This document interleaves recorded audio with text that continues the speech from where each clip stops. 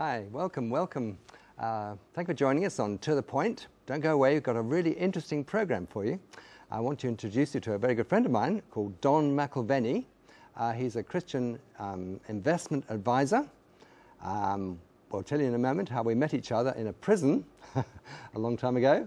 But anyway, he's a Christian investment advisor. He's actually chairman of his own company, which is International Collectors Associates. But he has his own newsletter as well. It's called this is what it is, here's his newsletter. It's called the McAlvany Intelligence Advisor. And there will be an opportunity for viewers to send an email to Revelation TV, that's info@Revelation TV, and obtain free copies of this newsletter. So I want to introduce you straight away to my good friend, who's a lovely Christian, very involved with orphans around the world. Don, lovely to have you here. So welcome, so nice to have you on the program again. Thank you, Richard. Nice to join you again. So how many times have you been on Revelation TV now, Don? I think, is it 5 or 6, something like that, over the last few years. Yeah, and it's been great. It's always been a great pleasure. And just remind the viewers how we met. Well, we were both in prison. We were locked behind prison walls in Manila. That's right. The Muntinlupa National Prison, and right. You were ministering there to a group of prisoners. I was ministering to another group of prisoners. My wife was along, and we met and developed a fast friendship, and then we both got out of prison, and here we are. And just out of interest, that's the largest prison in Asia, I'm told. That the whole prison complex has 18,000 prisoners. I think it is. I think it is. But the ministry opportunities there are incredible, and I know you avail yourselves of them a lot when you go over there. So now, coming back to straight away onto the world economy, which is your big subject, because you worked on Wall Street for how many years? Well, off and on in various capacities on Wall Street for more than 40 years. Wall Street and the investment business around the United States. Yes. I know you travel all over the world giving investment conferences, or you have done. I have. And of course, also you have the Asian Pacific Children's Fund, and I think you have 7 orphanages now, is that right? We do, 450 orphans in India, Indonesia, and the Philippines. So that's kind of my wife and I's new love, if you will, over the last 5 to 10 years. Yeah, that's great. And I'll be seeing you and Molly out in the Philippines next month, actually. It'll be a great pleasure for us. It'll be a lot of fun. That'll be a lot of fun. So look, we've just got 28 minutes. If you joined us just now, we're talking about the world economy, and we really have got a world expert to talk to us about it. And we're going to just concentrate on really getting to grips with the world economy, because would you agree, well, let's ask your opinion. What do you think of the world economy right now, Don? I think the world economy is in a very difficult situation. I think that we are moving towards a global depression, and I believe that we're in the early stages of that depression in the United States right now. Now, this is in conflict with what we're being told officially by the news media in the United States, by our central bank, the Federal Reserve, by our government, who says we're in a great recovery. And we would say, no, the numbers would indicate something quite different. We think that is true in many parts of the world. I would guess Asia may be the strongest part of the world still, but we believe that there are tremendous challenges financially worldwide, and that this is just the beginning of some very difficult times.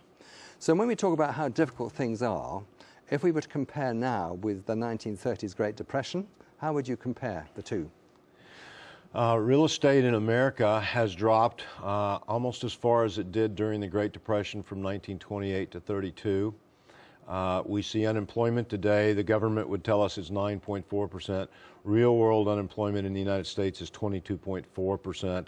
When you just go back and count the people who are unemployed the way they did 20 years ago before they started playing games. Bankruptcies are running at a rate that's comparable to the Great Depression in the United States. Businesses are closing right and left. You see foreclosures, 1.2 million real estate foreclosures this year. We've seen real estate drop $9 trillion over the last 3.5 to 4 years, 1.7 trillion more last year. The United States is in a serious recession, and in fact probably could be called a depression, and it is getting worse, not better. So it's not good. We think it's not good, and we think also that it is moving into many parts of the world today. And the financial crisis that was started in America several years ago with our credit default bubble, this humongous derivatives pyramid that was started on Wall Street, has spread into the nooks and crannies of the financial world all over the world. And so there's a contagion that is spread around the world that is quite dangerous today. So we're all familiar with in 2008, I think it was, the credit default swaps and all that stuff. Now, according to the media, if you listen to the investment community today, they're not talking about that. They say it's all gone. Would you say it's not really gone away, really? There's over $800 trillion in derivatives. Many of these are held by 800 trillion. 800 trillion. It's a number which most of us cannot even conceive of in our minds. Yeah. These are held primarily by the biggest banks in the world, primarily in the United States, but elsewhere. The derivatives pyramid is being propped up and manipulated by large banks, especially in the United States. The problems in the derivatives pyramid have not gone away. We have built the greatest debt pyramid in the history of the world. It began to convulse about 4 years ago in 2007. The convulsions are not over. They've covered them up in the United States by printing $4 trillion out of thin air. They call it everything from bailouts to quantitative easing, part 1, part 2, and so forth.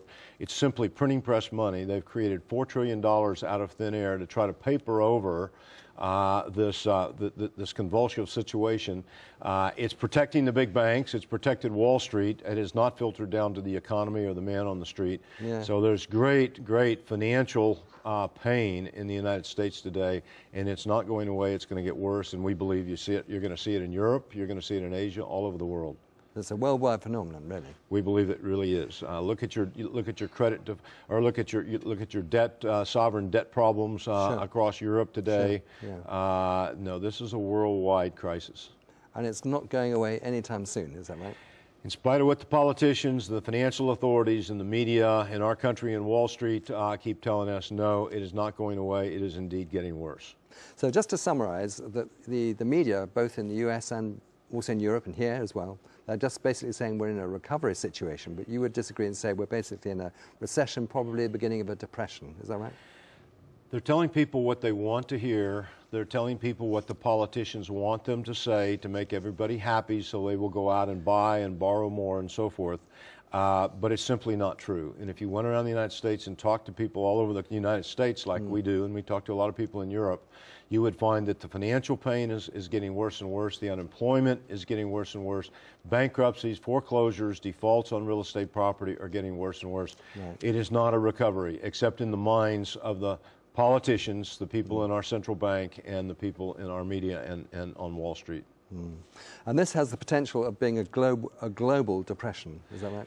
We believe that it probably will be a global depression, although I must say I think it will be, the impact of the depression will be less in Asia because they have less debt. They have not leveraged themselves as heavily as the West has. Sure.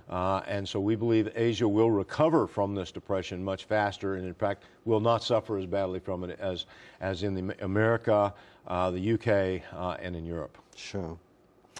Now, one of the things that we hear discussed a lot is whether we're going to be seeing a time of inflation or deflation.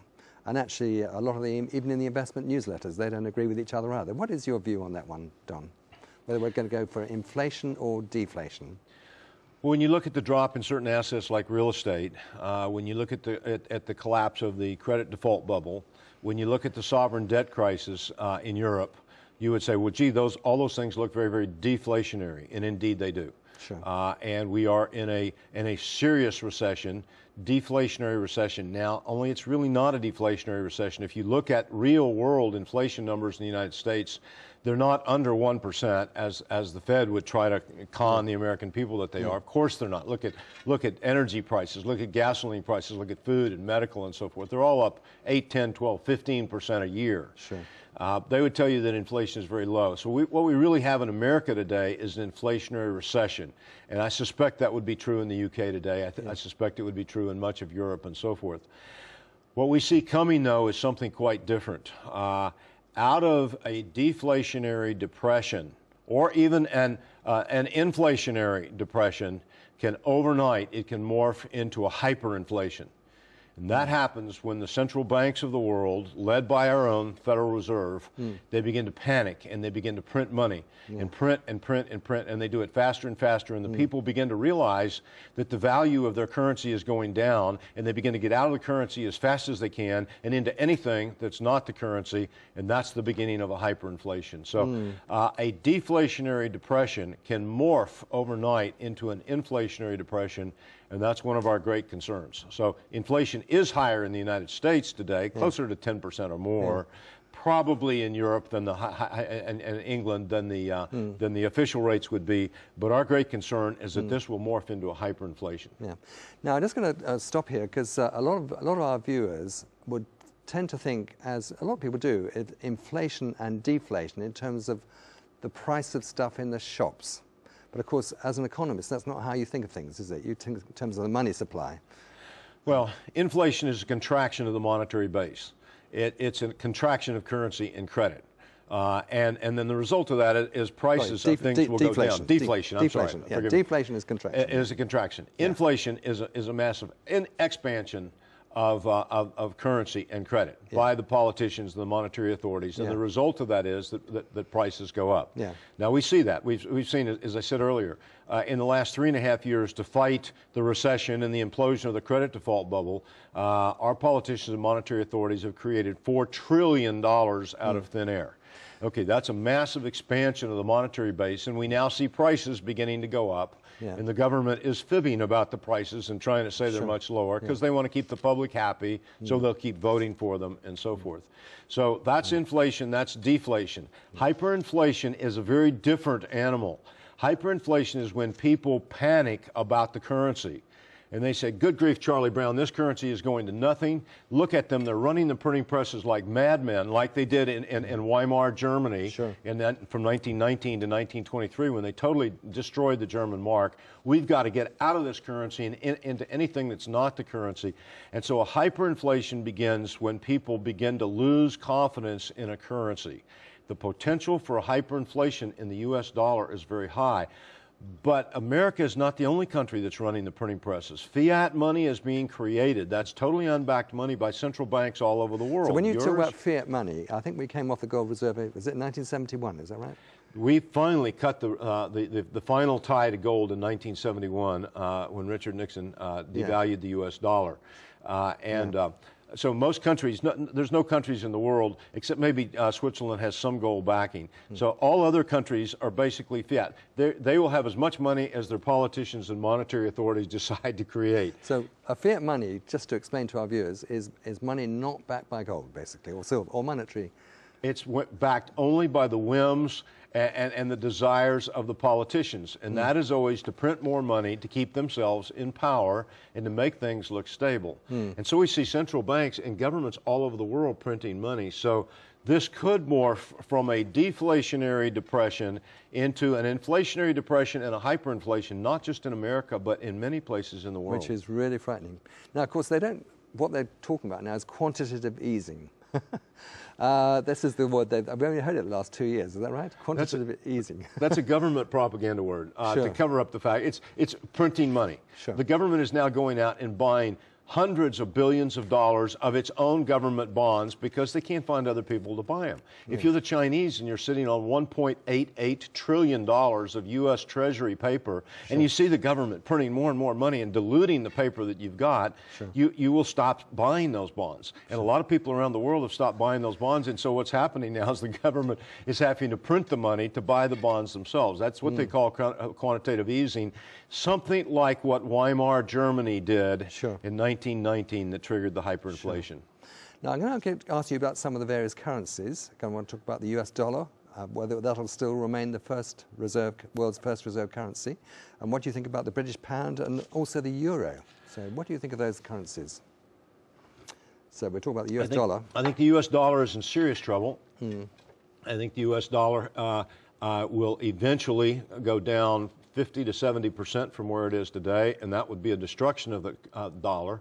It is the world's reserve currency, but we think for not a lot longer. the Chinese, the Russians, the Brazilians, many countries, India, have been complaining about the dollar, our quantitative easing, our printing press money, and so forth. And so there is a call for a new world currency. I think your former Prime Minister Gordon Brown talked about a new currency. He talked about a new world currency, as a matter of fact. He did, yeah. We see the dollar no longer being the world's reserve currency. I would say that will happen in 2, 3, 5 years, something like that. Yeah. At first, you'll probably go to a basket of currencies, which would include the dollar, probably the British pound and the euro, but the Chinese yuan will be part of that. Gold might even be part of it. But I believe within 5 to 10 years, the new world reserve currency will be the Chinese currency, the yuan or the renminbi. Yeah. The Chinese are becoming stronger and stronger. As a matter of fact, all of Asia is becoming stronger and stronger, even as the United States, the UK, and Europe are becoming weaker and weaker. And oddly enough, and this is something most people don't understand, Richard, oddly enough, the reason is because in Asia, they are practicing the free market principles which reigned supreme in the UK and Europe, and especially America, over the last 100 years. Now we are all becoming socialist, and they are becoming free market oriented. And so Asia is on the rise while the West is on the decline. Sure. And I think the new world reserve currency, probably within less than 10 years, will be the Chinese renminbi, or the Chinese currency, which, by the way, will be gold backed. Good. So just quickly, what do you think about the euro, and what do you think about the British pound? I think the euro is in serious trouble. You see all the sovereign default or the sovereign debt crises and so forth. It's not over in Ireland. It's not over in Spain and Portugal. It's not over in Greece. It can spread all over Europe. It can spread into England as well. So I think the future of the euro is very shaky. And so you've got this balancing act between two currencies that would both like to go down, but they're kind of just vibrating against each other, which would be the dollar and the euro. Sure. So I think because of the financial mistakes that have been made by Europe, the United States, and the UK, you're going to see all three currencies going down dramatically against any fixed standard. And the main fixed standard, which everyone in the world who is knowledgeable today, including central banks, is looking at, is gold. And if you look at what's happened to the euro, to the UK pound, and to the US dollar against gold in the last 10 years, I mean, it's very clear. All three of those currencies are declining against a fixed standard. Sure. There needs to be a new world reserve currency. It will probably be a gold-backed currency, and I would say within less than a decade, it will probably be the Chinese currency. Right. So this is all very interesting, but it's very serious stuff. It's quite confusing if you're not familiar with all this high power economics. But I got some good news for you. Don's actually said he'll provide some free McAlvany intelligence advisors. Tell us about your McAlvany intelligence advisors. Well, we've been publishing it, Richard, for 35 years. I've been writing it. I guess if I have a calling in my life besides working with Asian orphans now and meeting you in the prison over in Manila, it's been to be a watchman on the wall, and over the years try to warn people of the difficult times that we have foreseen coming, which we believe are here and now. And so we've been writing this newsletter for the last 35 years. We're mavericks. We see the world very differently than the officialdom in America, maybe in the UK and so forth. So I guess you'd say we're mavericks. And when Wall Street says go north, we will usually be saying go south, vice versa. But over the last 10 years, as Wall Street's told people to buy stocks, buy stocks, buy stocks, stocks basically did zero unless you were in NASDAQ and some of those, and then you were down 30 or 40% during the last decade. We, on the other hand, told people to get into gold and silver. I guess in the last decade, gold went up 463%. Silver went up something like 650%. And so we are mavericks. We see the world very, very differently, and we have been warning people for some time. First, to avoid the dot-com bubble back in '99, the late '90s, then to avoid the real estate bubble and the credit default bubble and so forth.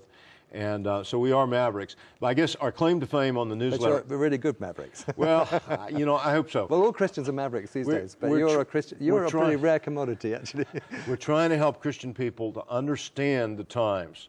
And so we try to take things that are very complicated, and frankly, officialdom wants them to be complicated. I don't think they want people to understand them. No. So we try to make things very simple. I'm simple. Keep it simple, stupid is my motto. And so we try to make things simple in the newsletter. And I would love to share probably several copies of the newsletter. We would have to send them by email to people if they would like to get a better understanding of some of the things we're talking about here today. It's very unfair. We're going through these things so fast, and I hope we're not just confusing people. Well, if you listen to Don, you'll realize that this is a very big subject. Now, I know Don very well. I've known him for about 3 years, I think it is now. He's very kindly agreed that if you sent an email to info@revelationtv.com, that email will be sent off to his company, ICA, International Collectors Associates, and you will receive several copies of his very, very good McAlvany Intelligence Advisor.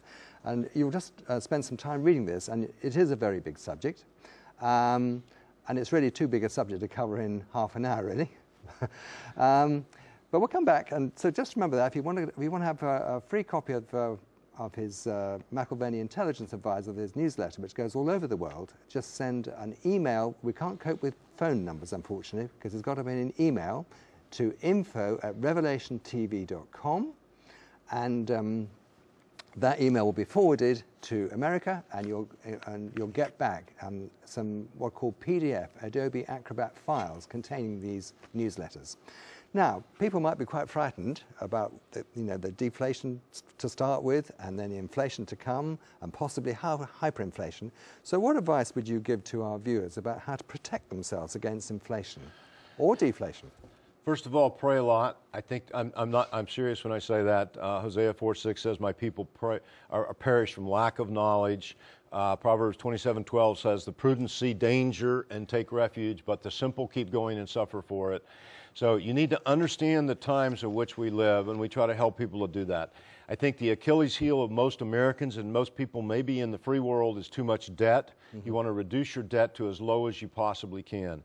I believe in America and maybe in many stock markets around the world that the stock markets have been propped up by things like quantitative easing. I think in America the stock market is massively manipulated by officialdom, and it's going to come down hard, and so is the bond market. I would avoid stocks. I would avoid bonds. In America, at least, real estate is massively overpriced, has a lot further to drop. Gold and silver have been in a very strong bull market, which has been reflecting this financial, monetary, economic instability for the last decade. It will continue, and as the currencies around the world, led by the dollar, are destroyed, gold, we think, will rise to several $1,000s an ounce. Silver could rise to $200, $300, $400 an ounce. And these may sound like astronomical and ridiculous numbers, but they are based totally on the degree of the financial instability in the world. It's a time to reduce one's debt. It's a time to be very, very conservative with your assets. It's a time to be very, very careful of official pronouncements which want to make you feel good to go out and buy more, borrow more, et cetera, et cetera. It's a time to be very, very conservative with your finances. So it's a time to be out of debt, to be very conservative, and to pray, and to ask God to show you the right way and the right way forward. Now, I have my own website. It's freechristianteaching.org, and there are two special little slots there, both for Don McAlvany. One is for Don McAlvany and the world economy. You can see that Don has been interviewed already by Gordon Petty and Doug Harris as well, and myself, and Live at 9 will soon be interviewed by Simon as well, Simon Barrett. So there's a lot of videos you can watch completely free, freechristianteaching.org. But also, if you're interested in the Asian Pacific Children's Fund and all the work that Don and Molly, his lovely wife, they do out in the Philippines and India and Indonesia, you can see interviews with Don and Molly about the Asian Pacific Children's Fund. So, coming back to the world economy, this is very serious. That we keep being told it's getting better, but it's not. It's going to get worse, in your opinion. And we need to put at least some of our assets into something, a tangible asset like gold and silver, perhaps. Gold and silver are not someone else's debt. if you own gold and silver in your own possession, if you have got stocks, bonds, all kinds of things crumbling around you, gold and silver have maintained value, and that goes back 6,000 years. There's 6,000 years of recorded history on that. Gold and silver can't go bankrupt. Countries can and will go bankrupt, as we are now seeing. As we're now seeing. And businesses can go bankrupt, and stocks can implode, and so can real estate, and so forth. Gold and silver fully paid for, not leveraged. Gold and silver held in your own possession. It has been where wise people who have seen the handwriting on the wall and who have understood the times throughout history, they have gone to gold and silver as a port in a storm, and so we think that's one place they need to go. But the other place they need to go is to the Word of God, to seek God's wisdom and guidance. And Isaiah 58:11, God promises He will guide us continually. Well, we all need God to guide us through what I believe is a minefield that we're walking through right now. And I know that He will guide His children if they will simply seek Him. Yeah, I know what you're saying is right. So it's very important to get out of debt. It's very important to seek God, actually, to ask the Lord's advice. And the Bible is full of financial advice. Seek God about our giving. We have a charity, and we give money to various things, and God has blessed us through that. And seek His advice about how our money should be spent. And we like to keep our lives simple. You've just come to this station in my old car. There's nothing wrong with it. It's a little, small, little car, but it goes just fine. And it's fully paid for. And it's fully paid for, that's right. So it's not a time to get into debt, is it? No, it's not. It's time to get out of debt, because things are going to get, maybe even get worse than they are now. And, the way things are heading, it could even be heading to a world currency, and that makes us think of the book of Revelation and Antichrist, maybe with a new world order and a new world economy. It's all frightening stuff, but there you go. That's where we are. I think the present financial crisis, the global financial crisis, could give rise to the rising kingdom of the Antichrist. Yeah, sure. You have more and more people in America and in Europe and some in the UK talking about world government, world currency is the only solution to all of these things, as if maybe somebody was actually making these things happen behind the scenes. Yeah. So I would say that the potential for this leading towards the end time scenario and the rising kingdom of the Antichrist is very, very strong. Yeah, and I think you're right too. So I'm afraid half an hour is a very short time to cover such a very big subject. But if you're interested, you can get onto freechristianteaching.org, and you can see Don interviewed several times on Revelation TV. And also, if you send an email to info@revelationtv.com, you can get these McAlvany Intelligence Advisors. Also, if you get onto McAlvany.com, that's McAlvany.com, that's Don McAlvany's website, then you can find out a lot more information about Don. Don, it's been great to have you on the program. Thank you so much. And you must come again very soon. Thank you. Always great to be with you, Richard. It's been really good. And we don't have too many Christian investment advisors like you, unfortunately. Well, I'm very glad I met you. I'm very honored to be with you, and I guess we will meet in the Philippine prison again in the not too distant future. Yeah, very soon. Good. And thank you for joining us. And don't forget, we're on quite regularly. To the point. Don't miss the next one.